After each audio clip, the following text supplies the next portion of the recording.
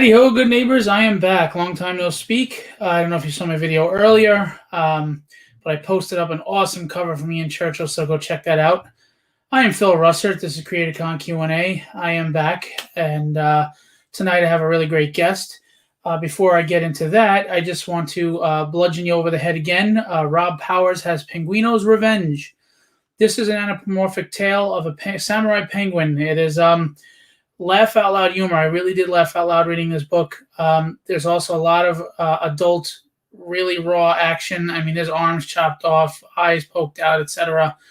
So it is not for children, and it is a fun read. It is a great read. His Kickstarter is starting May 18th, 2021, so it's just 2 months away, and it is going to be great. It's 180 plus pages with some variant covers from some awesome artists, and I got to tell you, Rob is a great guy. He's put a lot of love and passion into this, so please support it. He's also going to cross-promote with my Kickstarter, so please go check it out. I also want to just let you know, Andy Lee is the awesome, wonderful human being that always does my promos, graphics, and stuff. So go check out his website, www.letsdodis.com, LESDUDIS.com. And Heather Ellen, Comics and More, New Jersey. Go to her group page. She does a lot to help me out and admin the Creatorcon page. So thank you, Heather. Please go check out Comics and More, New Jersey, which is a group page that she runs. All right, so we got all that out of the way right now. Tonight's guest, he's dipped his feet in a few different pools, actually. He started off with DC as an inker well, he didn't start off there, but his claim to fame is he was an inker for DC. Started off with Batgirl, and he's been on several titles since then. He's also now dipping into the wrestling world and his own creator-owned projects. So he's got a lot going on. So we're going to talk with Jack Purcell. Hey. Hey, Phil, how are you? Good. How are you? Good. Thanks for having me tonight. Yeah, absolutely. I haven't seen you since my show. Unfortunately, it's been a while. Yeah, too long. Hopefully, but soon again, I hope. Yeah, hopefully everything will be good. So, I was, obviously in the intro, you have got your feet in a lot of different things, which is cool. Hey, Jeremy, thanks for coming out. And I mean, you started off like everybody else, busting your butt through small publishers and working your way up, and then you finally hit the big time with DC. Before we go back into like how you started, let's get to the fun part of you get the call up to DC. How did that go about, and how did you feel? Oh man, it's a day I'll never forget. Like a lot of guys you've spoken to, it was a monumental moment, and I had been plugging away for a long time. I'd been in the indies and getting work with a bunch of different guys, and I would send my published work to DC, and I'd visit the offices. And I was very fortunate that some of those guys gave me their time, and a guy named L.A. Williams invited me to lunch one day. His mom lived near me, and he noticed that I lived in Western Mass where his mom lived, and we ended up talking, and he liked my work. And one day Bob Schreck came into his office, and I don't remember what I said, but something I said made him laugh. And he's like, "Who are you?" And we, got to know each other. And he asked me to come up to his office to show me my work, which I did. And it went back and forth for some months. He would give me some really great advice. He was one of the best editors I worked with, just a really creative guy, generous with his time, would show me these amazing pages and give me examples. He's like, "You could do this." And ultimately one day I came in, and I think it was in December, it was 2003. And he's like, "You're working really hard, and I think it's time for the reward." And he reached down and gave me this box, and it was a complete finished issue of Green Arrow. And he's like, "Here's your first gig with DC." He's like, "Welcome." And I'm like, "Oh my God." So I remember that train ride home, clutching onto that box full of an entire issue of Green Arrow. And that was my first job. But as you mentioned, the first work that was published was an issue of Batgirl. I believe it was number 61. But That was actually my second gig with DC. Oh, really? Yeah, because at the time, DC was big on doing what they called inventory stories at the time. So if the books were running late, they'd have an episode they could just throw in there. It was a one and done. And so that's what I started with. And I was inking over Eric Battle. And let's see, James Peaty wrote this issue. And he's a British writer. And it was great. I just felt like the whole team gelled. I learned so much. I learned how valuable colorists and letterers are, and how they really can make and break a book at times. And so Green Arrow was the first book for me. People don't realize a letterer can kill a book himself. And also a letterer, it's not easy, because if the artist doesn't leave them room, for the bubbles, so they could be obscuring art if they don't have a choice or whatever. So it is definitely a collaborative thing, and everybody's got to pull their weight. So you get the call that, hey, you're going to get your big time, and it's exciting, and were you nervous, like inking these pages? Was it like, oh God, I hope I don't screw this up? Or were you just, I'm calm, I'm cool, I'm good? No, I was ready. Like Shrek was one of those guys too. He's very good instincts. He knew I was ready. I wasn't nervous.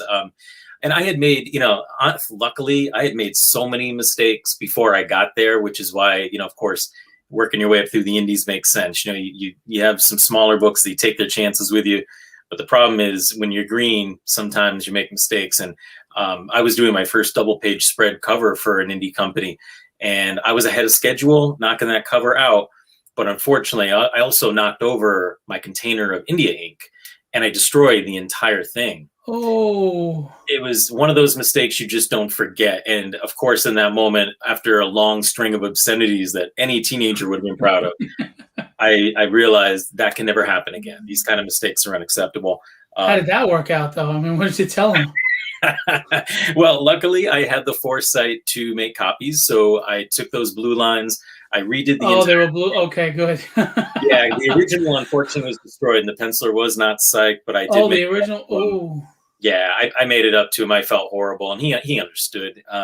He was very cool about it. So I ended up inking the blue line copies I had made as a backup. I needed it, and I stayed up all nighter, and it actually turned out very well, but not the way I wanted to do it. So I made a lot of big errors like that along the way, and I felt like by the time I was ready, I was really ready. I didn't feel nervous at all. And I was familiar with Eric Battle's work, and got to know him after working on a 3-issue run together. So yeah, no, it was awesome. I was just so energized. I couldn't wait. That's good. Joe Tolliver was saying, yeah, curse and then curl up in a ball and cry for 24 hours. That's how we handle it. Totally. I mean, I was so furious with myself. Like, what a stupid thing to do. Again, like, who does that? And actually, I know a lot of people that do that. I mean, you got a ton of stuff on your table. By the way, Joe, do me a favor as far as your show at the end of the show, put it up there again and remind me, and I'll make an announcement to follow up with yours. So I know you worked for smaller presses like Brainstorm Comics, Roaring Studios, Metal Mammoth. So how old were you when you started actually working with the small publishers? Ooh, I mean, if we're going to count the Mass College of Art comic book, I guess I was, in the mid-90s, I was knocking out some really, really independent stuff in the Boston area was where I started. And then I was all over the place. I actually ended up getting this idea after having lived in New England my entire life that I would move to San Francisco and then I'd go to LA and somehow something would fall in my lap. And I don't know why I thought that, but I went there, ended up actually meeting some very cool people at different cons that I would never have attended. So I was at WonderCon. Of course, I was at the San Diego show and a bunch of California, the smaller shows. And I would meet and network with a bunch of people. And I ended up meeting a guy named Jack Nolan, and he gave me a little indie gig that I inked and got a lot of strong reactions to. And it just kind of went from there. And I ended up, one thing led to another. So the move to California actually helped me to meet some of the key people that gave me a shot early on. Cool. But we have some people coming in here.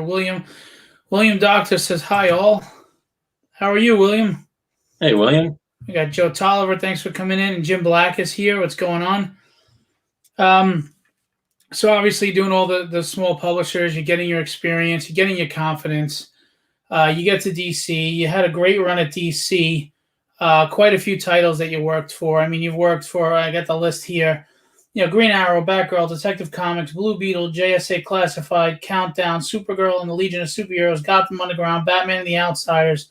And that's just, that's not everything. So how many years were you over there at DC? About 12 years. And it was awesome. I mean, DC Comics was the most honest company I've ever worked for. And at one point or another, I've worked for everyone. Marvel, Heavy Metal, Image, IDW, Boom, all those guys. And not that there's anything bad about any other company, but DC, I just always knew my royalty checks were going to come. I never had to worry about it. The editors, I had a great rapport with, and I felt like most of them were very honest with me, at least the ones I worked with, more than once. And I just enjoyed DC. They were very nice to me. They invited my family to some parties and things like that in New York. And I can't say enough good things about them. So DC Comics was great. The reason that I got into comics was to work on Batman. And that's what I told people since I was back in, grammar school. I was just like, I'm going to work on Batman someday. And, you get those people who are like, yeah, whatever. But that's your dream. That was it. And, I'm so fortunate that I met that goal, and I got to work with Mark Bagley on Batman, on the Batman title. Yeah, Bagley, I love his art. Yeah, just awesome stuff. But how did it feel that not only did you break into comics, but you're on the character that you really wanted? I mean, were you fanboying? Were you like a giddy little kid, or were you like, oh, you know what, I got to put my professional hat on? Yeah, I tried. I don't know how successful I was, but I remember every editor I talked to at DC, I would say to them, I'll do anything you need me to do. But if there's anything Batman that comes up, like even if it was just one page, that's my goal of getting into comics. And I made that really, really clear to every single editor I worked with.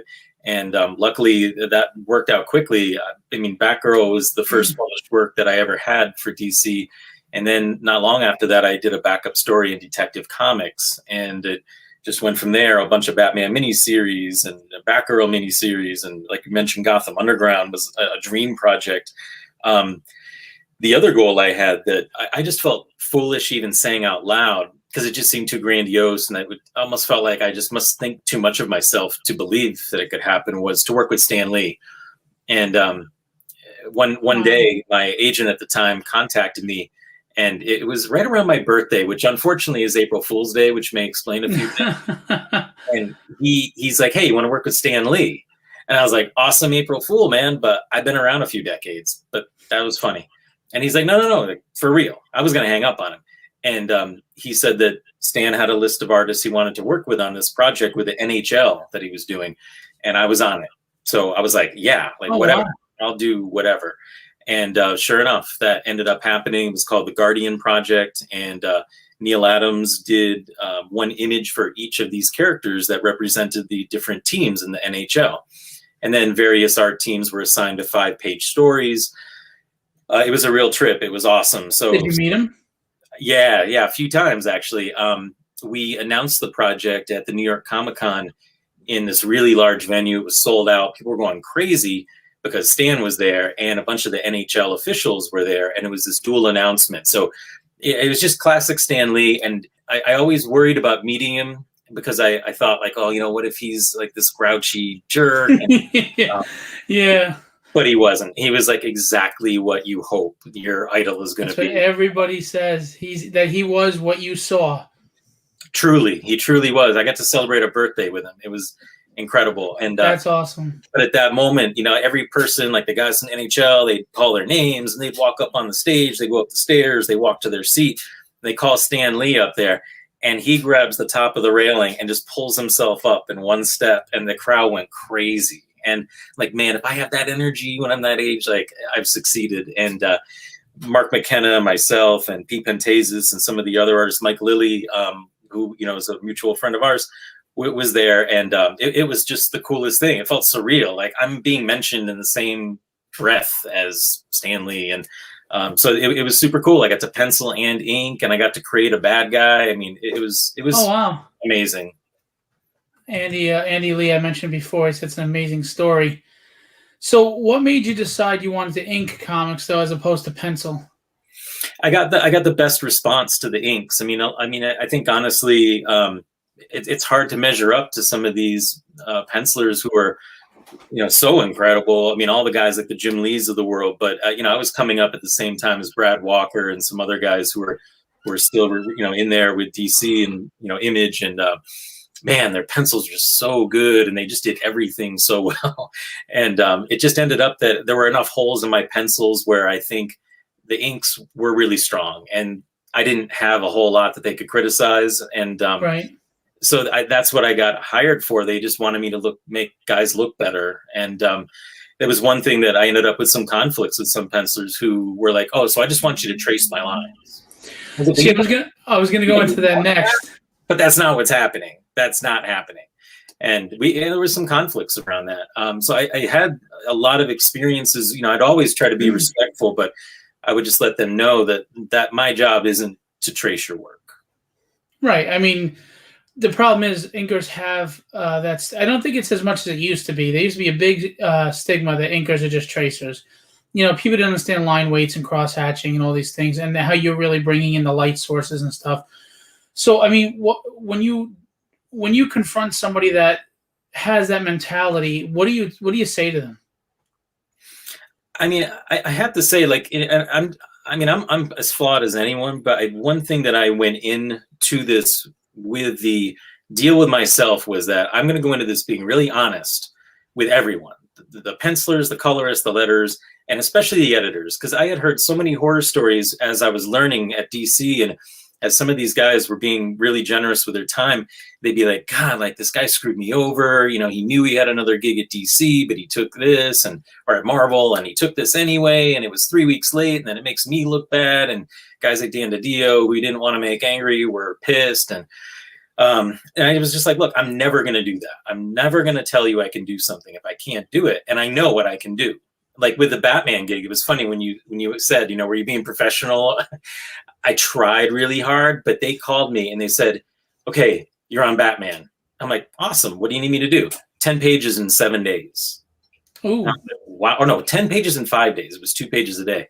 Holy and it was for Mark Bagley. I'm like, whoa, like I love his work and I'll do it. So I just sacrificed sleep. I didn't sleep much for 5 days, and I'm really proud of the work. Like, I think it looks really good. And I think that even though I don't see it most of the time, a lot of people will say to me at conventions that they can recognize my style, if you want to use that word.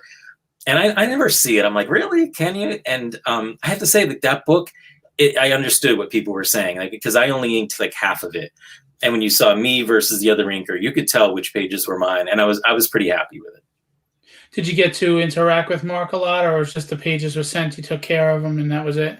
It was so behind schedule that's why I was in such a deadline with it. So no, they were like, "Oh, he's just rushing to finish. Like, he's going to send you this last 2 pages whenever, and it'll come. And when it gets done, it's too bad you weren't at my second show, because Mark Bagley was at my second show. I would have sat you next to him. Yeah, he was like, "Hey, remember when I had that deadline?" Yeah. No, I mean, I've met him. Remember when I bailed you out? Yeah, I mean, that guy's so prolific. It's unbelievable. But yeah, I've met him at shows. He's a nice guy, and just the guy is so fast and so good. It's mind-boggling. He's funny. He is definitely nice, but he has this sarcastic sense of humor that he says with a straight face that you might think he's trying to insult you when he's actually just messing with you. Yeah, it can be. I learned that the hard way. At first, I was like, I don't know how to take this dude. What is he doing? But he's cool people, though, and he enjoyed the show. So yeah.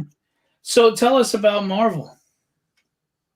Yeah, Marvel. I hear an interesting company to work for. Yeah, I mean, you know, they were funny. I worked really hard to get my foot in the door there.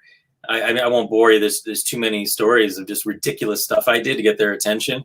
And probably some things that weren't even legal. And then, Oh, yeah, it wasn't great. It wasn't some great ideas, but I did what I had to do. And they admired the balls to like do whatever it took to get in the door.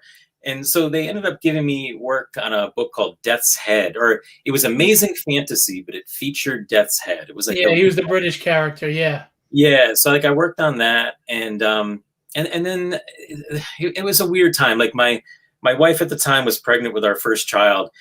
And there was an editor who told me he was going to give me work. He's like, "Just let me know when you're free." And I did. And I said, "I'm going to come down to the city." And I told him what the situation was. Again, straight shooting. I'm like, my wife is pregnant and I need to get work like right now. I can't be without work. So I'm going to come to you first. And if you don't give me anything, I'm going to DC. And I'm going to take whoever gives it to me first. And I was just as honest as you can be about it. I went in there. he offered me this like actually a miniseries that Mike Lilly ended up working on. They were doing it was about the time they were just doing the Guardians of the Galaxy relaunch, and they had a few cosmic characters they were doing miniseries of. And he's like, well, I want to put you on this. It'll be a 4-issue miniseries, you know, blah, blah, blah, blah. I was like, sure, great. So I got it. And he's like, yeah. And then as I'm leaving, he's like, well, I got to ask this other guy first. And I was like, well, I'm leaving and I'm not being a wise guy, but I'm just saying, if they offer me something, I'm taking it. And so he said, okay, I got it.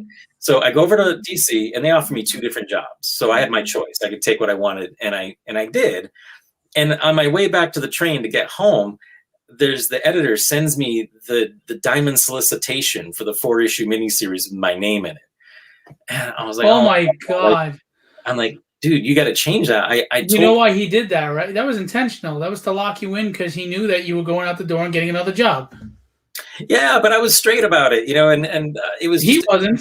No, I know. And I was like I was as upfront as I could be with you, and I'm not trying to be a jerk, but I mean, I'm not going to commit to doing this for you because I don't think I can hit the deadline, and I don't want to do poor work. It doesn't look good for me. It doesn't look good for you. That's just be angry at me. So he's like, well, what the F, man? You told me you needed work. And, you know, I was like, I know, and I'm not being disrespectful, but I told you I needed it, a sure thing. And so there was, you know, that. And then ultimately he ended up giving me Guardians of the Galaxy. So I worked on an issue of that, which was awesome. Really fun. And then there was a weird trend every time. And this happened 3 times in a row. And I don't know how to explain this except just unfortunate luck. But within hours, usually, if not a day, I would get a job from DC and I'd start it. Marvel would contact me hours later and offer me something really cool. Because with Marvel, I wanted to work on the Avengers. That was the book that I loved since I was a kid. And sure enough, I start working on it. It was a bat title of some kind.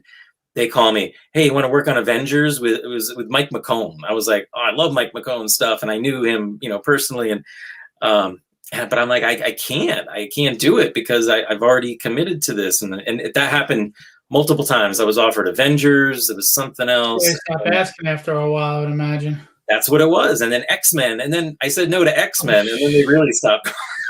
Oh, man. I didn't want it. They laid $1 short there. Yeah. But you're Irish, right? I am, yeah.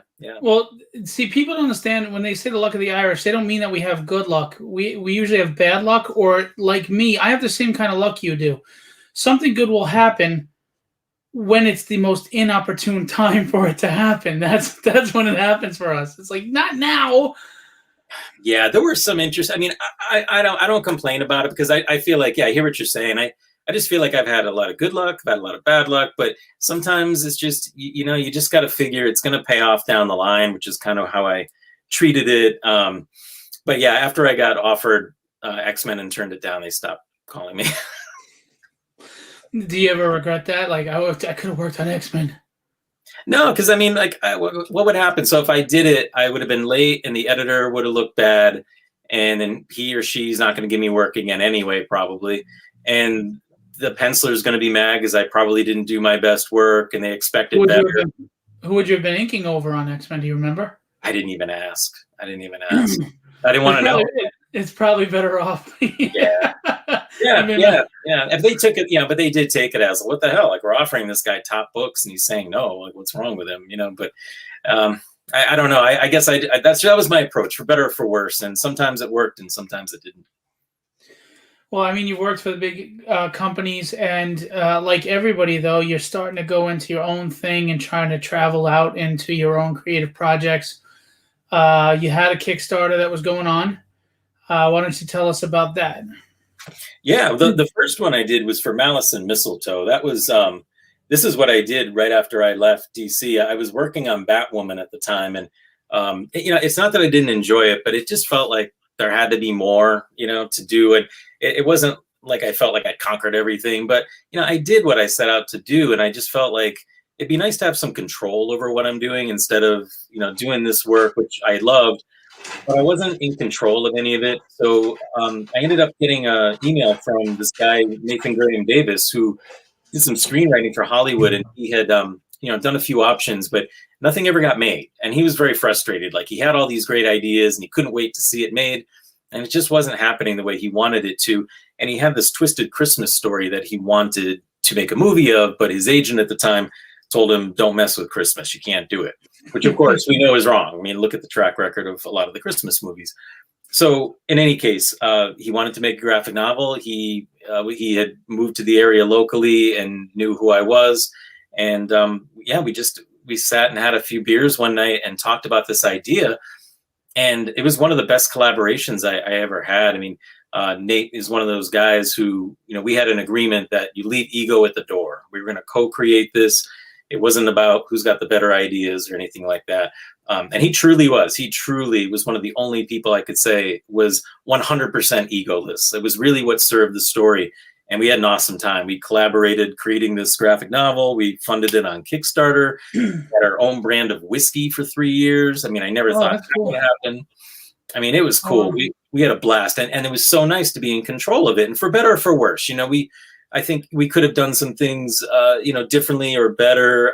But we learned a whole lot. I came away with some really crazy stories. I got stranded in Canada for 24 hours. We had a huge debacle with a printer picking up the books. I mean, just some really, some good life experience came from it. And I learned a lot. And it was fun to be back on that other side where you're in control of your creations. So can people still get the book anywhere, and what is it about? Yeah, Malice and Mistletoe. It's the best way to describe it's a twisted Christmas story. We distributed it through Amazon, and we stopped since. It's been a few years. It came out in 2015. We sell it. We're at cons and doing appearances at stores and things like that. But people will contact me directly. A lot of times, if I do interviews like this, people will contact me to get a copy. So I always do a little remark in there for everyone, and of course sign it. But it's really it focuses on Krampus, who a lot of people know. It's maybe Krampus. The lore isn't as big in America as it is overseas, but Krampus is sort of the focal point. And basically, Santa Claus, bad pun, kind of goes south, goes corporate, and hires this guy named Eldon Carrillo, who he wants to kill Krampus. Things don't go as planned, and there's not a lot of people who survive this. It's not for kids. I would consider it to be, a mature audience.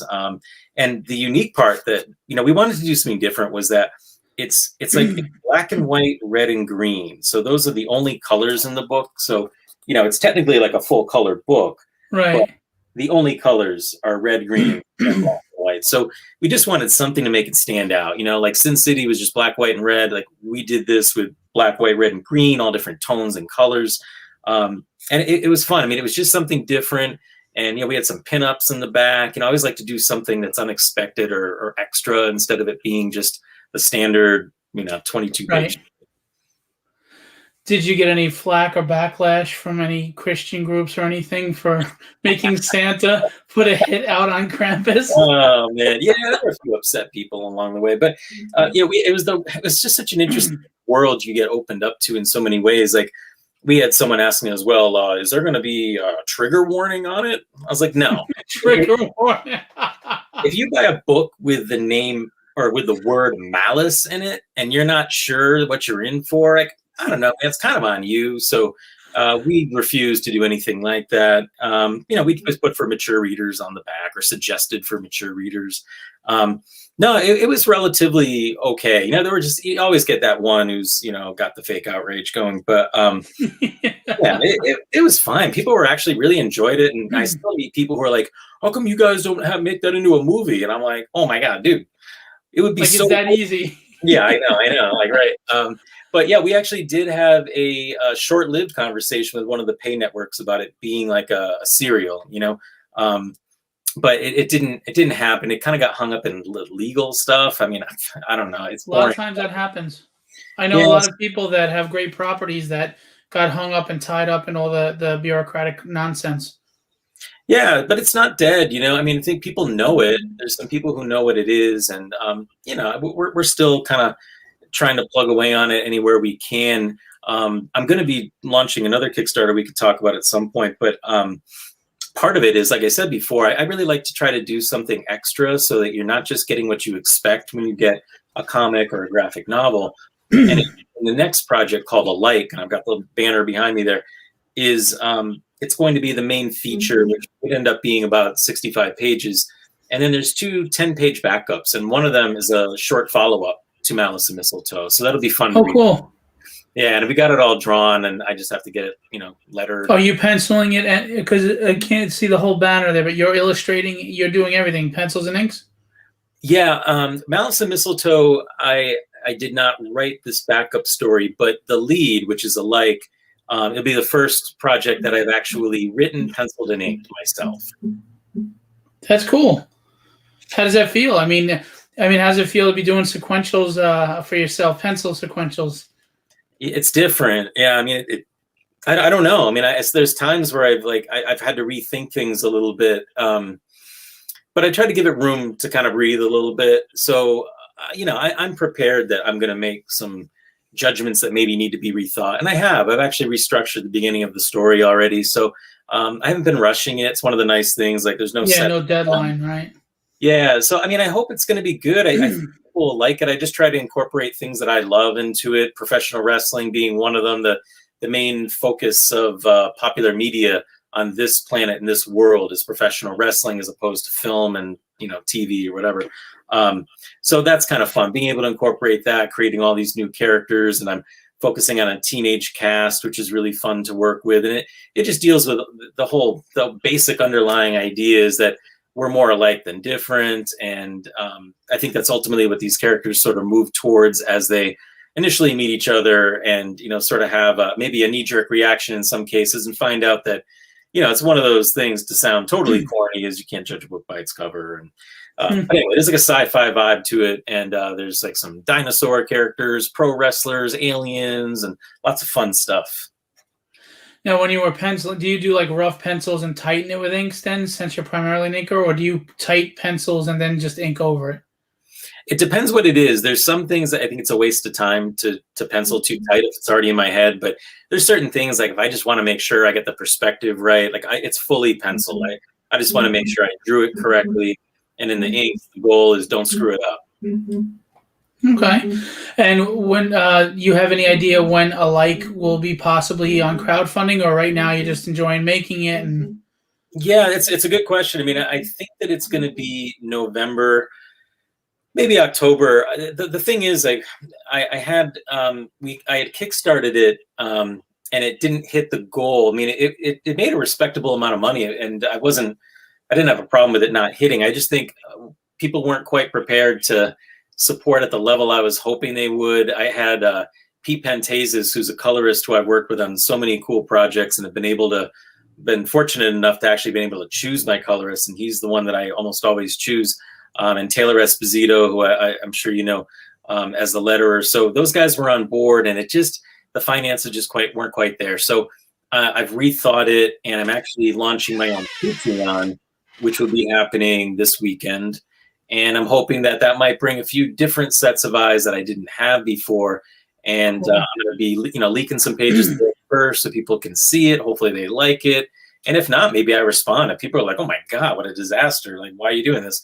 I could rethink it. But I think that it's at a point now where I'm pretty confident about it. But I just wanted to take a different approach to it. The entire angle of the Kickstarter is different. And I think I learned a lot. So the first one went so well, there weren't as many obstacles. And then when I failed, I was like, oh, now I got to really rethink this whole thing, which I did. So we'll find out at the end of the year. Well, it's tough because I don't know if failure is the right word, but it's tough because you have to set your goal based on what your expenses are. But, high goals on Kickstarters, especially if it's your first or second, can be difficult to overcome. And it's all about, marketing and getting out there to people. And then, of course, just having a product that entices them. And I think you're going to do really well on this go-around, though. Obviously, closer to November, October, you come back on and we'll talk about the book and stuff. By the way, Kirsten, hello, how are you? She's on to say hi. And John Ottinger, another creator. How you doing, John? John's a great dude. He's a really awesome guy. Sorry, my cat's crying to get in the room. Every damn show. I swear to God, they don't do this crap until I'm on a show. I'll sign At his least- Batman collection. It's no problem. Was that? I'll sign his Batman collection. It's no problem. Yeah. So you also, like you said, you're into wrestling, and you have a podcast that's going on about wrestling. Hey, Mike, what's going on? Hey, Mike. Mike actually won my cover contest. He's a phenomenal penciler, inker, and colorist. He's really good. Oh, Kenny's here, another great artist. What's going on? They're all coming in. Paul Moore, how are you? I know Mike's work, and I actually like that post because I was psyched to see that he won that. That's very cool. You know what's funny? I'm learning, and you are just another proof of it. There are people that are watching my posts that never like interact on them, that I don't even know are watching them. And there's a lot of industry people that watch my posts, and like when I talk to them, they're like, "Yo, I saw this post, I saw that post," and I would never know that they did because they don't say much. So that's cool. Jason Getchell, how are you, man? Hello, gentlemen. Love hearing that the new book. Here we go. Has professional wrestling. I have a fantastic Finn Balor print drawn and signed by Jack, House of Fire alum. Very cool. Hey, Jason. Yeah, Jason's a good dude. He's definitely a stalwart at conventions. I was gonna say he's definitely one of the big pillars of fandom in the community, and it's great. I love it. Yeah, he's actually a buddy of mine on one of my wrestling groups too. So it's kind of funny how these two worlds do intermingle quite a bit. And on my podcast, which is Faces and Heels, a lot of what we talk about is there are endless parallels between the world of professional wrestling and comic books, especially, the performers or the talent, if you want to call it the talent. That's probably the better way to look at it.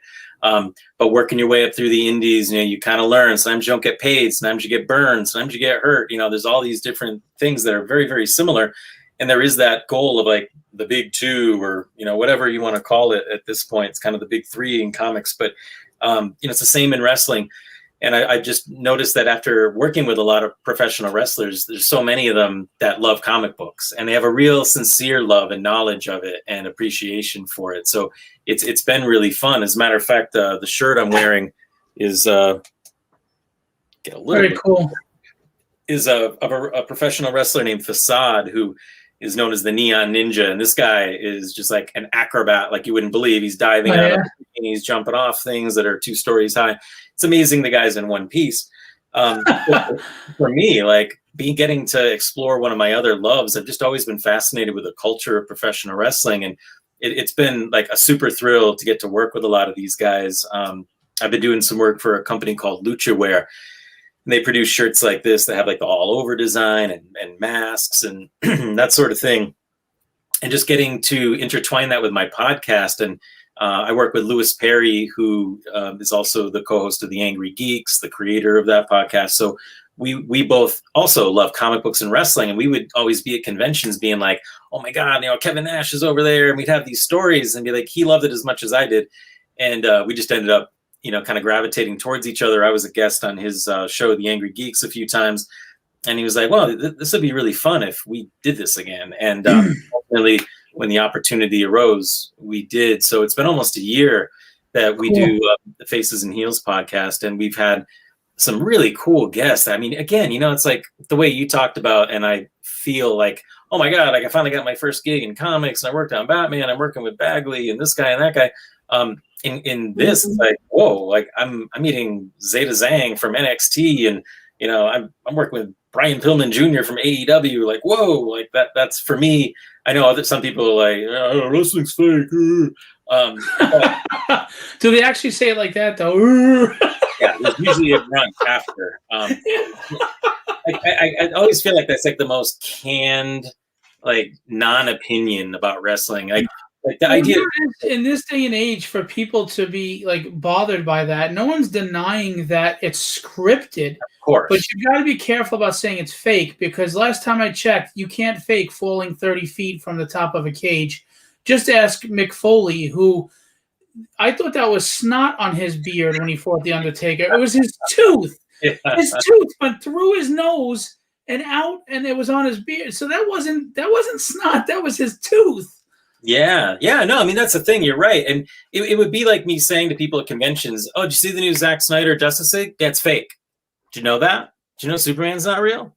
And, it's like, well, yeah, of course. I mean, these are all fantastical characters, and they're real human beings, and they're just kind of turning it up to 10. And yes, of course, it's scripted. It'd be foolish to say otherwise.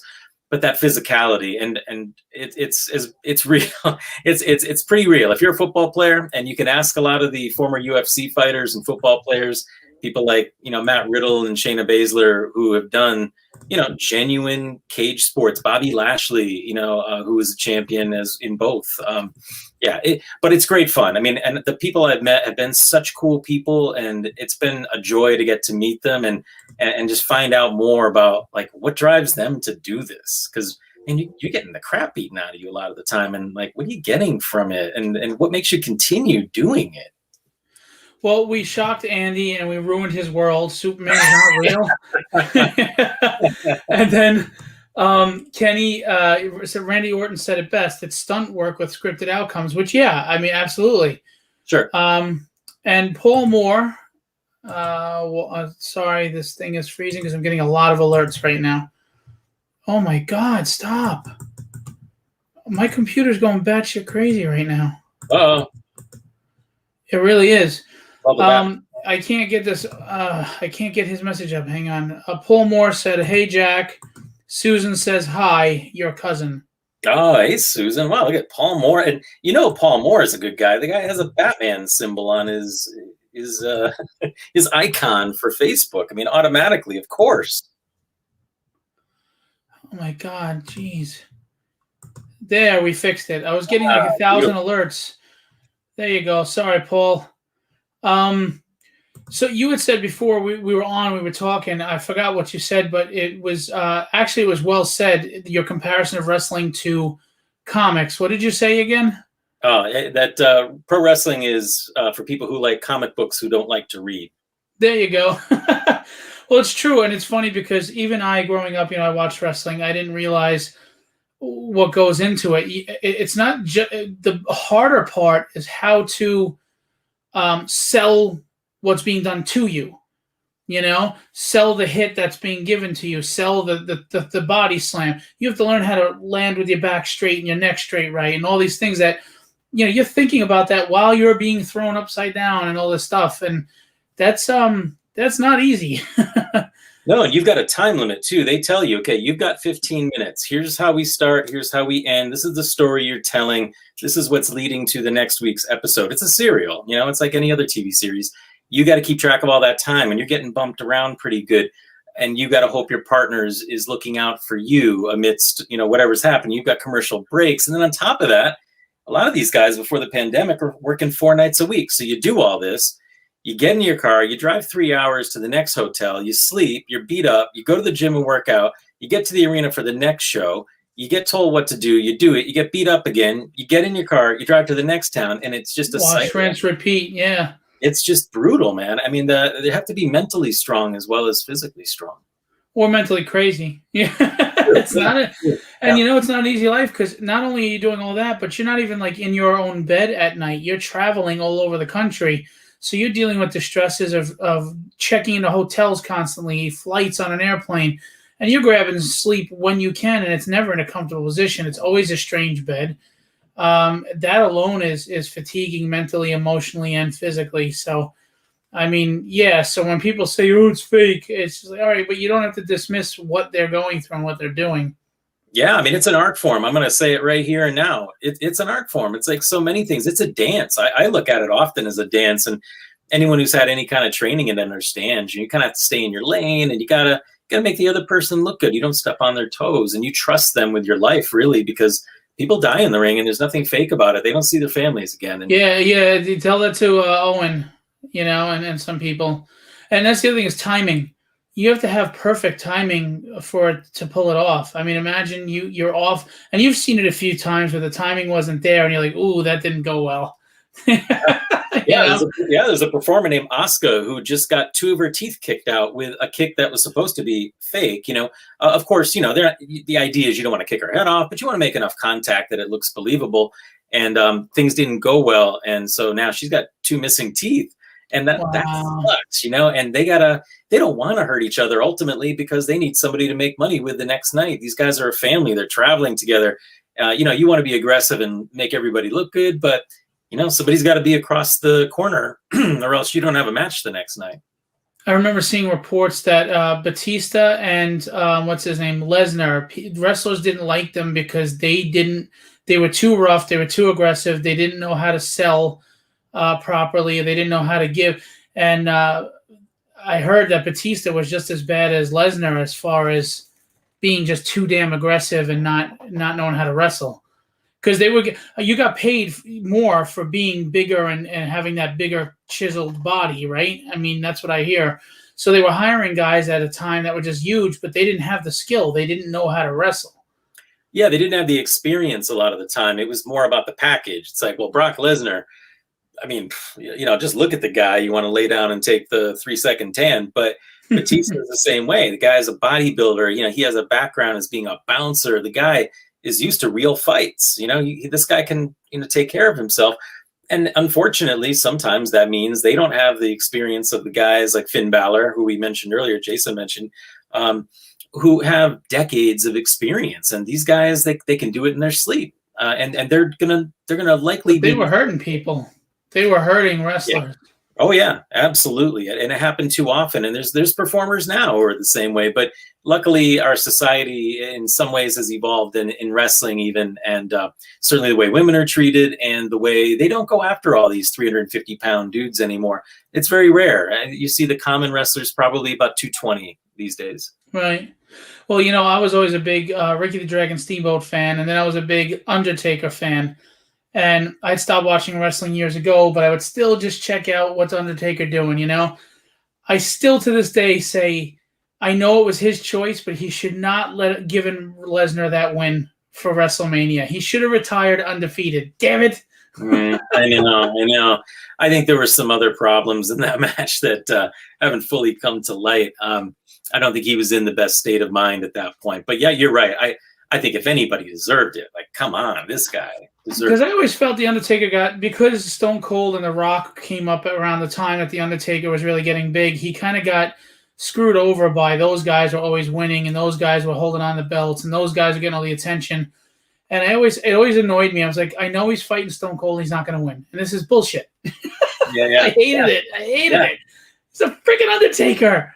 Yeah, but you know what? It's like it's almost in a way, it's kind of like the highest praise you can receive because he's almost beyond it. He doesn't need it. Like the idea that he's such an attraction that who cares if he's champion or not? People are showing up because he's there. This dude is 6'10", jumping through the ropes the way he did, taking down people, and he only just retired, and he's like 50-something years old.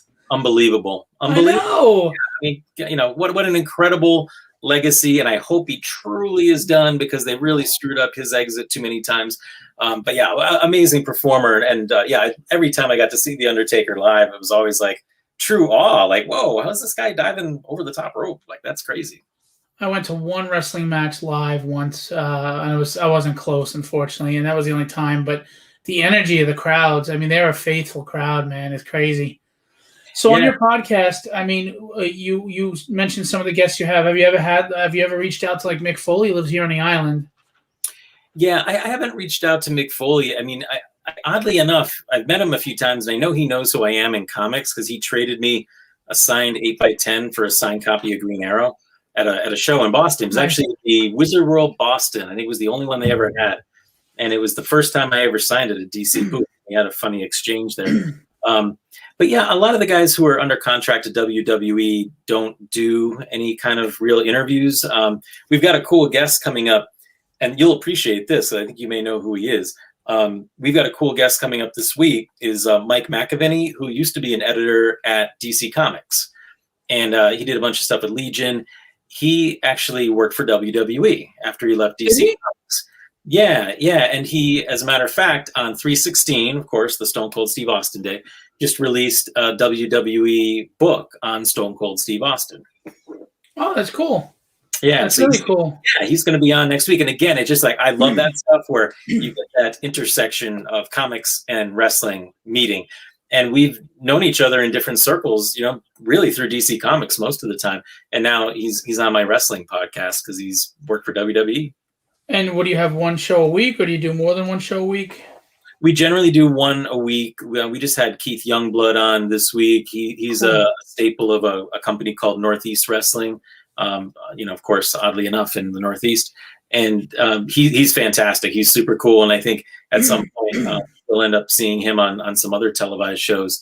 But it's been great. Like Zenshi, who's a guy that almost literally landed on me at a wrestling show. I have video of it too. I posted it. It's on some of my social media.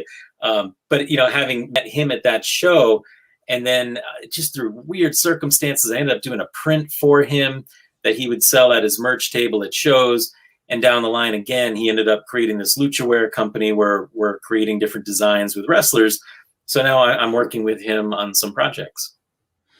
I met the Hurricane a few years ago, and I met what's his name, Hacksaw Jim Duggan. And Duggan, first of all, his hands. Have you ever seen this man's hands? He's really big. His hands, they could palm your face. Yeah. He has hammers for fingers, but he's such a gentle, nice guy. He's really friendly and cool with the fans. Hurricane, and it's funny because you look at wrestlers, and Hurricane looked like one of the small guys, right? Yeah. Not in real life. He's like 6'2", yeah, and he's built, and you're like, holy crap! But he looks on TV like he's 5'7". He's a big dude, so that just tells you how big these guys are that you're dealing with. I would love to meet Mark. What's his last name? Mark Henry? No, the Undertaker. Right? His real name is Mark, right? Is it Calway? Mark Calway? Yeah, I'd love to meet him in person, just to like. And he's only 6'10". Kane was 7 foot, and Kevin Nash is 7. I mean, Jesus criminy, these guys are big. Yeah. And Hurricane and both him and Duggan were really, really nice guys. They were really cool. Really awesome. I have a friend. I used to work with a mentally disabled, and he has palsy, cerebral palsy, and he's sharp, but he can't speak and everything. He loves wrestling. And Helmsley took a picture with me with the championship belt, signed it to my friend's name and everything like that. When I gave it to him framed, he was so happy. I mean, he just so happy, and he didn't charge me. He was like, just take it, Really, really nice guy. There's some great guys. I mean, I met so many good people. Seth Rollins, who was the champion in the WWE for a while. My son, he was his favorite wrestler. We had front row seats at a show, and he came out, and my son wanted to take a picture with him, and he took time to come over, held the belt, and my son was like fumbling with the phone. He's like, "Oh no, just do it like this, buddy." And he posed. Fantastic. Made that kid's year. They are. I mean, honestly, I know there's a few stories of guys that aren't the coolest, and we know who they are, but most of them are just really awesome dudes. They're really nice guys when you meet them. And you had mentioned before, now they're the way they treat women. Women aren't just treated as, they're still treated as with sexual objects, but at the same time, the wrestling for the women has become very evolved. I mean, they're really athletic. They're not there for show. Those women are doing everything the guys are doing, and even though unfortunately they're still selling the TNA, when they're in the ring, they are really, showing their athleticism. So that's cool. Yeah, unbelievable. It's been long overdue. And I mean, the women are main eventing the shows now. You would never have thought that was going to happen back in the 80s. They're going to be in a gray match in the 90s. But yeah, now you had Thunder Rosa and Britt Baker headlining AEW. That's amazing. And they've come a long way. It's awesome. They're incredible performers. Well, if you think about it, they have the body types to be able to do the stuff that we loved about Ricky the Dragon Steamboat and Rey Mysterio. They can be that athletic and do all those things and be very flexible. And like you said, they went away from the big guys, kind of like the NBA went away from big centers. But it's like, they're going to these smaller, leaner, more athletic bodies instead of the big, bulky, brawny guys, which is cool. So when is your podcast available, and how can someone listen to it? Well, we're on what's called the Earplug Podcast Network. So on any of your phones, we have the App Store. You just get the Earplug Podcast Network. There's also a website if just search Earplug Podcast Network. And then if you find us occasionally, I guess really just about every other week now. We're also broadcasting live on Facebook Live. So every other Tuesday at 7 p.m. Eastern, we do a live broadcast on Facebook. And much like you're doing right now, where we can interact with listeners and they can ask questions of the wrestlers or, whoever we happen to have on as a guest. And it's really cool. So it adds a different dynamic. It keeps it fresh. So we try to do that as much as we can. And we're on Facebook at Faces and Heels and Instagram at Faces and Heels Podcast. Sometimes we do art giveaways. We supported a Kickstarter recently that was focused on Bobby Fulton, who was a wrestler back in the day. So yeah, anything kind of wrestling related. And when we can combine comics and wrestling, any chance we get, that's what we're trying to do. Do you have your cell phone there? Put your links in the chat. Yeah. Yeah, put your links in the chat for everybody to see. So, I mean, you are doing comics, you're doing the wrestling and the podcast, and you're in both worlds. And like you said, they tie together, which I think is great. Is there any part of you that would ever want to go back to working for deadlines at like one of the big two? At this point, are you just happy having your own freedom, doing what you want to do, being creative? Yeah, I mean, I kind of enjoyed the path that I took. It's not to say that I wouldn't do, I wouldn't work for DC or Marvel again. I think Marvel, I may actually kind of burn my bridges with, because the last time there was a discussion about lowering the page rate, and their page rate is horrible right now. Yeah, so I said, well, you're kind of insulting me, and I don't think I'm better than anyone, but I think I've been doing it a long time, and I feel like I've kind of earned my spot. So no, and you can go find somebody who's inexperienced to do it, and you get what you pay for. You know what they're doing is a lot of international artists now, and with the exchange rate, like for example, an artist from Brazil, it's like 4.5 times more. So they can sit there and take a $60 page rate, but to them that's like a $300 page rate in Brazil. Right. So that just makes it so much harder for an American artist, because obviously our cost of living and our dollar is not the same value. So that's one thing that's going on. The other thing is, as an inker, it's like they're trying to phase you guys out. They are. Yeah, they are, because they're feeling like there's an added expense. Either I get the penciler to inker his own stuff, or we'll just color over pencils, which they did that once before, and it's not the same. It's just not the same. No, there's so many guys who just can't do it. Like I'm just going to mention a name because he's so great, and it's not like it's not a defamation. Joe Madureira is such an amazing artist. Hell yeah. He was doing Battle Chasers. Like, it's a beautiful book, and he had these incredible people with him, amazing inkers and colorists. It's the same with Stephen Platt when he was doing Soul Saga. He is so underrated. I love Platt's work. Oh my God, his Moon Knight stuff. Oh. Yeah, love it. Love his stuff. But both of those guys are outstanding pencilers. They're crappy inkers, and they need inks because their work isn't crisp. And it's understandable. It's okay. I mean, they're doing pencil drawings, and I think they do a fine job. But the Battle Chasers issues where it was uninked, or as they like to call it, digital ink, which is BS, looked horrible. And I love Joe Madureira's work, so it's nothing against him. But it just didn't work. It looked clumsy. It just took away so much of the charm of his work. And, again, it wasn't personal because I wasn't working with him. I had nothing to gain or lose.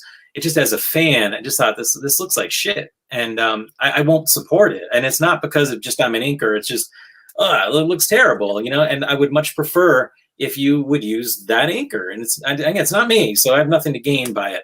And again, guys like Stephen Platt, who just did such outstanding work, and I loved Soul Saga so much, and he had just an amazing team with him. But then when it went with no inks, it's like, dude, you can't use guys like Joe Weems and Bat and then not use them. It just doesn't work. You can't. I agree. Well, look, it's real simple. Jim Lacey's a great artist, but if you look at his stuff, it's not as tight as you realize until Scott Williams goes over it. Yeah. Yeah. There's a big difference. I mean, and look, he's Jim Lee. I'm not saying anything bad. I'd love to have him at my show. I'd love to interview him. And he's a nice man anytime I've interacted with him. And obviously he's a top talent. I love his art. His art's some of my favorite art. But you can see the difference between something he sketches and something that he has Scott Williams inked. and a good inker will always really accentuate the penciler. And that was the other thing I was going to ask you before. As an inker, how do you manage to ink and put your style in it a little bit without taking away the penciler style? Because you don't want to be a tracer, but at the same time, you don't want to take away that person's art, because that's a no-no. You know, you'll never work again. Oh yeah, no, and I would never want to do that, because my feeling is that editor hired the penciler because they like them. So they're not hiring me to change it. They're hiring me to do what they liked about me. And most of the pencilers who I work with, I would try to have a conversation with them first and just say, you know, I really love this about your work, and here's what I'm thinking I can add to it, because that's my job. Like, regardless of what you want, the editor ultimately is the guy I have to please, or the woman. So, you know, the penciler, I want, of course, to respect the work and make them happy with what I do, but also to understand that I'm here to enhance the work. And there's been so many times where I've gone in and redrawn an entire arm. You know, I've had pencilers who drew a left arm on a right hand, or sorry, a left hand. Right hand on a, yeah. You know, so what am I supposed to do? Trace that? I'm going to make you look bad and I look worse. So, and that editor is going to look really dumb. He's going to catch a lot of flack, or she. So that's my job. And my job is to do it so that no one can tell I'm there. I want it to look like that penciler drew it. So the inker has to be an artist, because if I can't redraw that hand in a similar style to the penciler, then I fail. And I don't think, I challenge anyone to find anything that I've redrawn. I don't think you could tell. And it's just that I'm also an artist, and all the good inkers, like guys like Mark Morales. I mean, those guys. Scott Williams draws amazing. Scott Williams is amazing, and all the great inkers can draw, all of them. Yep. I mean, I think that, as you know, the comic book world is pretty incestuous. You know, everybody kind of knows everybody to some degree, and I've just been so fortunate to get to have some fun conversations and hang out with some guys. And man, it's amazing how so many of these guys, Richard Friend, you know, just does. He's amazing. Work. Yeah. Oh my God, his work is incredible. I'd like to get him on the show. See, I love inkers. I know some people, I won't name their names. They're well-known artists in the industry that don't care for inkers. They want colors just over their pencils. They think it's softer and it's nicer. And I kind of understand that, but at the same time, I don't think a good inker doesn't make something less softer or edgier. They just make it, what's the word I would look for? I mean, accentuated. You know, I mean, you can have a soft, beautiful woman, you know, in a beautiful dress, but she's accentuated by something. You know what I mean? Whether it's lighting or it's or whatever. And I just think inks, especially for the lighting reason, especially for the shading reason, that's the key thing. You know, you're trying to show muscle definition and where lighting is coming from, light sources and things like that. That can only enhance, like you said. And you know, I love inkers. I always have a ton of inkers at my shows. I've Norm Ratman and Adelso Corona and Keith Williams and Mark Morales and Scott Hanna, Joe Rubenstein. I mean, there's just so many of you, and every name that I just mentioned can draw. Absolutely, yeah, and paint in some cases. Yeah, well, look at Joe Rubenstein paints some incredible stuff. Yeah, Mike, they enhance the pencils. I agree. I mean, Mike Mez is a perfect example. His pencils were fantastic on what he drew for me, and I love them individually. But then you look at his inks and you're like, oh wow, this is like really wow, you know. And then I have to admit, his colors. Sometimes colors to me wash away all the other work that everybody has done. Exactly, Austin and Jansen. Sometimes the colors kind of, I think, wash away what was done. Mike did a great job on his colors, though. So I think that's why, like, Alex Sinclair is well renowned, because he accentuates Scott, who accentuated Jim. You know, and when you can have those guys doing that, I mean, that's just amazing, because it's got to be a nice, well-oiled machine, everybody together. You know, and I kind of relate it to, like, my experience anyway makes me think a lot about some of my friends who are into music, and they talk about, you know, a band that is successful on whatever level has chemistry of some kind. And sometimes it's, you know, the group itself is greater than the sum of its parts. Is that the phrase? Yeah. So it's kind of like in comics, like there's certain comics I worked on where I felt like it just gelled. Everyone did their job really well and enhanced everyone else, because each step should enhance the prior one. So Right. the penciler should be making that script really sing. The inker should make those pencilers even look better than they are. The pencil should be sharper. Maybe you're adding some more shadows and balance. Maybe you're redrawing things if you had to, if there's a mistake. And I've had some really interesting stuff get left out. But understandably, some of these guys spending 12 hours, 15 hours on a page. I had an issue of a comic, I won't mention the penciler, but it was this really quiet scene. These people are speaking in a restaurant, one's sitting, one's standing. And he forgot to draw the chair underneath the guy who was sitting. So the guy's levitating. There's no chair. So, I got to draw it in. So I got to draw it in that same style. And that's where, again, like, no one needs to know about it, because I'm not looking for the credit. Like, that's my job, is to make sure I help that guy look good. And it makes me look good, ultimately. And the colorist, I learned so much from some of my early books. Like, one of my issues, I remember putting so much extra work into this bottle shattering. And I did more than I had to do. I don't even know why I did it. I just thought it looked cool. And then the comic came out, and I got my comp box, and I look, there's a giant sound effect over it covering the entire thing. And I'm like, oh my God, dude, do you know how many hours I spent on that, and for nothing? Wow. And there was so much, there were all these areas that were empty where I'm like, why didn't you put it there? And usually I don't question other people's specialties, but there are just moments where I'm like, oh man. Well, it's funny with digital lettering now, the letterer that I'm using, he did a crash sound, but he made it see-through. Oh yeah, yeah. So you could see the art still with the sound. I thought that was phenomenal, because especially years ago, that's what they did. Real quick, the music analogy to me is the inker is like the bassist, and I'll tell you why. Yeah. A guitarist by himself is really nice. I mean, you love it. You could do a great song, but then when that bass kicks in, it just fills it out. And that's how I look at an inker, like the bassist of the band. I couldn't agree more. But here's another example, though, of like, I had Joe Rubenstein on, and he was talking about when they were doing the Wolverine miniseries on Frank Miller. And I always wondered why the hell Frank Miller's art looks different in this book. It looks a lot different than what he does.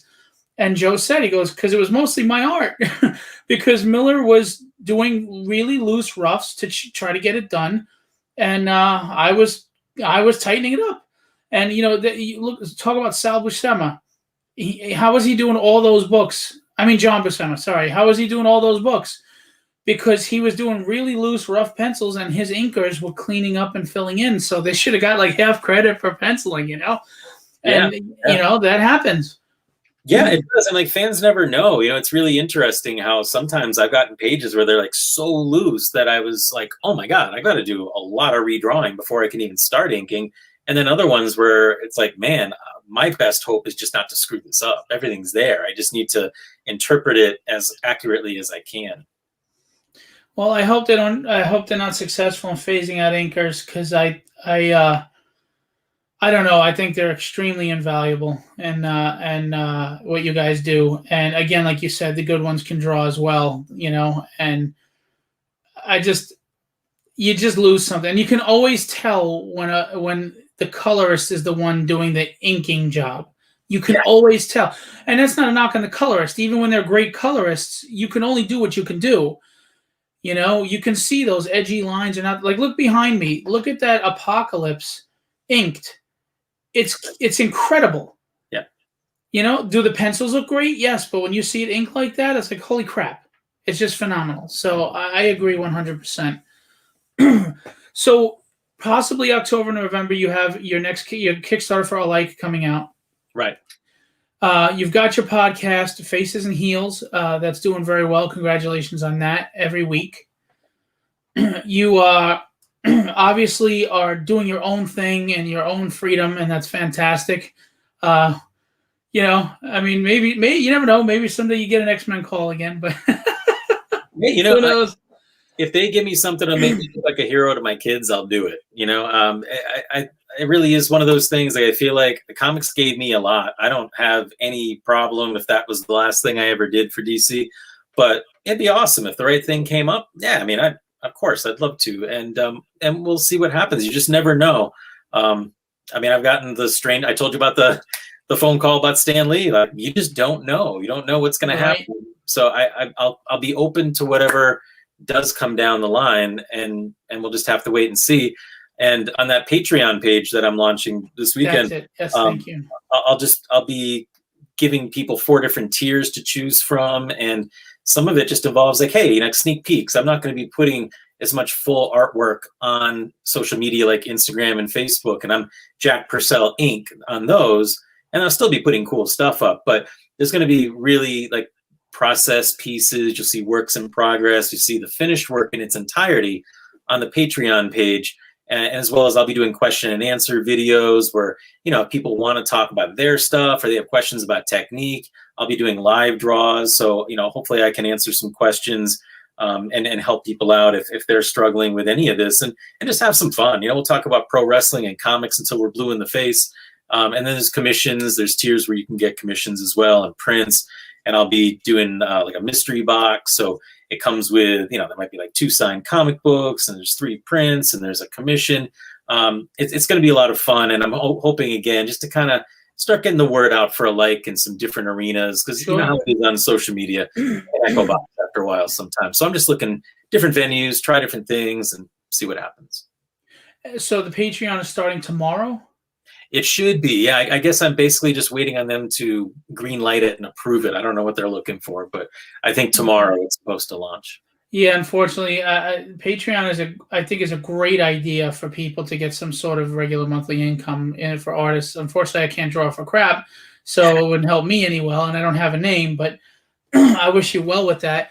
Now, should people go to your Facebook page, Jack Purcell, to get updates on where to go and when for the Patreon, or?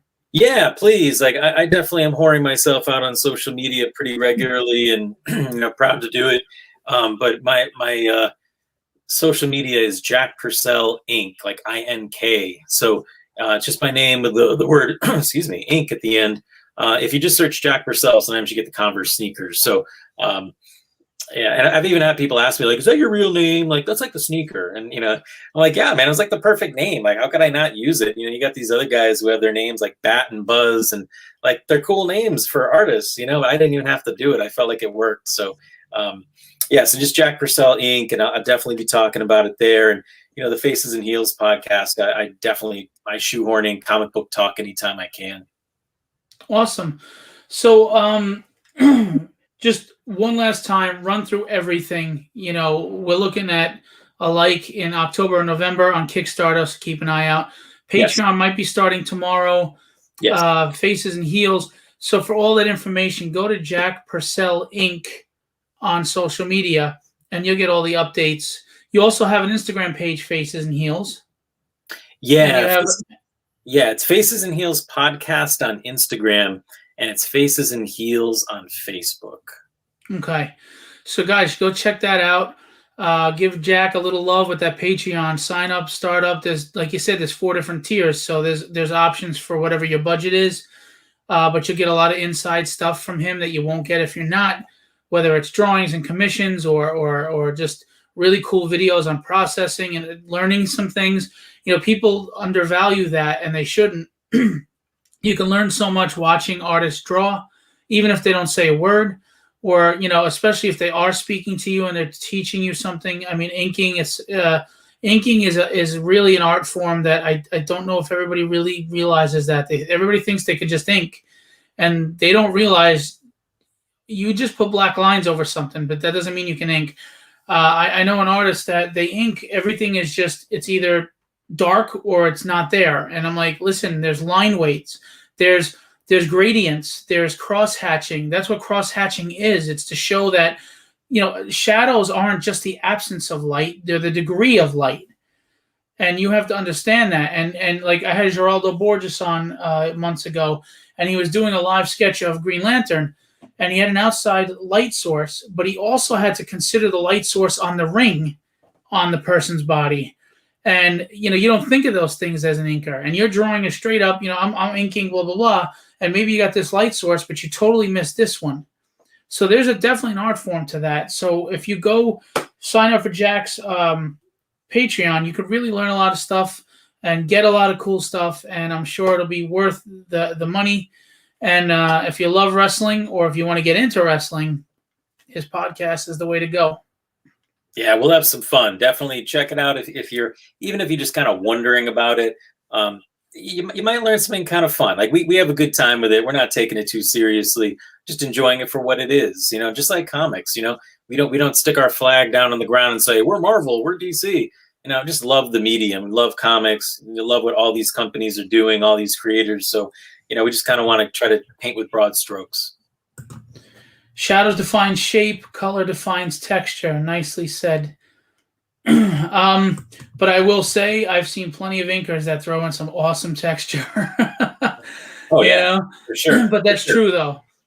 Yeah, I mean, I've had a lot of pencilers who, again, extremely strong artists, but sometimes just don't understand like the nuance of line in terms of the finished product and how far just like a beautiful line can go. It isn't that their anatomy has to be perfect every time or anything like that. But I mean, again, it's just that magic combination sometimes that happens. And, I've been fortunate to work with some really great guys, even Chris Batista, who I know, he's a great guy. Yeah. Super cool guy. And just one of those people who I just really liked personally. And it was fun just to get a chance to do something with him. We did a little Booster Gold. I like Chris because he actually totally forgot about one of my shows and didn't show up. And I'm not mad at him. Yeah, he's a good guy, man. It's hard to be mad at somebody like that. Well, he had stuff going on, but and he was apologetic. But I was like, "Where the hell are you, man?" He's great though, and he's a mainstay at my shows at this point. He'll be there. But look, Jack, thanks for coming on. I appreciate it. I wish you health and success for you and your family. Obviously, we'll follow your pursue your successes and your endeavors. Please, come back when you're ready to do the Kickstarter or in the middle of the Kickstarter, whatever you prefer. I'd definitely like to talk about that. We'll show the page. We'll whoever isn't aware, we'll make aware if we have to bludgeon them over the head. Oh, I like that attitude. It feels like putting somebody through a table or something. Yeah, I was about to say that. Exactly. Put them right through a table. Tables, ladders, and chairs. Well, back at you. Of course, best of health to you and your family, and we'll see your kiddos at another show soon, I'm sure. Yeah, absolutely. Thanks, Jack. I appreciate you coming on. Thanks for having me, and thanks for everyone for commenting and saying hey. Cool. I'll talk to you soon. All right. Thanks, sir. All right, so that was Jack Purcell. Really great guy. I had the great pleasure of having him attend my last convention. Very interesting to talk to. As you can see, he only tipped on the iceberg of the stories you can tell. So please go check out his Patreon tomorrow. Again, a lot of the Patreons, the first tier is not expensive at all. So sometimes like $1 a month, So go check it out. Please support him. I also I'm going to slam you over the head with this. Robert Powers, Penguino's Revenge, May 18th, Kickstarter. Please, guys, support this dude. He is one of the good guys, and he is putting so much heart into what he's doing. I don't want to see him not reach his goal. I mean, please support him, okay? And, of course, keep following me with updates for Tragedy. My father is a very hard man. He was a tough man growing up, scary man growing up, and he doesn't spare feelings. And he just read my scripts, and he actually said that he asked me, he goes, "Where the hell are you getting all these ideas?" He goes, "This is great. There are no plot holes. The flow and the pace are great." So if my father says that, then I must be doing something right, because he'd be the first one to tell me it's shit. So you know what the book looks like. Everybody's saying that the writing is good. I'm not saying it. They are. So please check out Tragedy. Keep updates. And if you haven't looked at my post, that Ian Churchill cover is freaking killer, man. I mean, he killed it. He did way more than we discussed on the cover. He's just an awesome individual. He's one of my favorite artists. Ian Churchill's variant cover. It's just amazing. Can't wait to see it colored as well. And I can't wait to get that original art in the mail. Anyway, thank you so much, everybody, who comes out and supports the show. Thanks for all of you that support me, support the artists. Thanks for being a community of positivity and lifting each other up. You're all awesome. Pat yourselves on the back. Just know that I greatly appreciate you. And I'm going to leave you with what I always leave you with. Be legendary and have fun storming the castle.